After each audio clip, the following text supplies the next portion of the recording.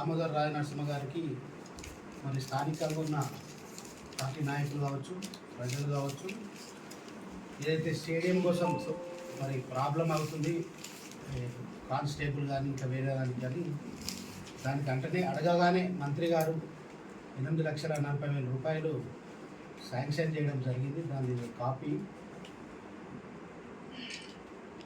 దీనికి ప్రత్యేకంగా గౌరవ మంత్రి గారికి కృతజ్ఞతలు. మండల పార్టీ తరఫు నుంచి, మరి ముఖ్యంగా కాంగ్రెస్ పార్టీ దుబ్బాక నియోజకవర్గం తరఫు నుంచి, అదేవిధంగా స్థానిక PRAని కూడా ఆదేశించడం జరిగింది.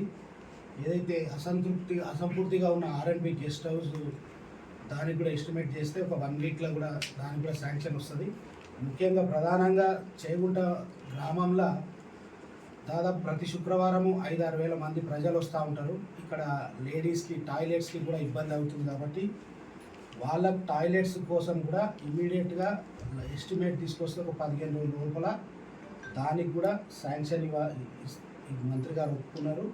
ఆ శాంక్షన్ కూడా త్వరలో వస్తాయి. ఈ 2 పనులు కూడా ఇమీడియట్గా ఈ నెలలో శాంక్షన్ తీసుకొచ్చి పనులు కూడా ప్రారంభించే దశగా ప్రభుత్వం చర్యలు తీసుకుంటుంది. ఏదైనా ప్రధాన సమస్యలు గత ముఖ్యమంత్రి గారు ఏదైనా శంకుస్థాపనలు చేసి ఈ ప్రభుత్వం దాన్ని గత ప్రభుత్వం నిర్లక్ష్యం వహించింటే అవి కూడా మండలంలో ఏవే ఉన్నాయో వీళ్ళందరికీ కూడా PR, R&B అన్ని డిపార్ట్మెంట్లకు కూడా ఆదేశించడం జరిగింది.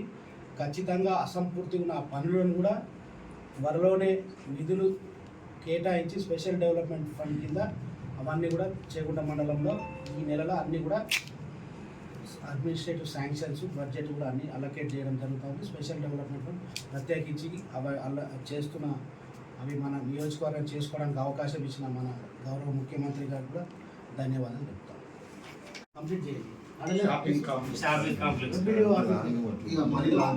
ఏమంత లాంగ్ అయితే టాయిలెట్ అసలు లేదంటే ఉన్నది కదా.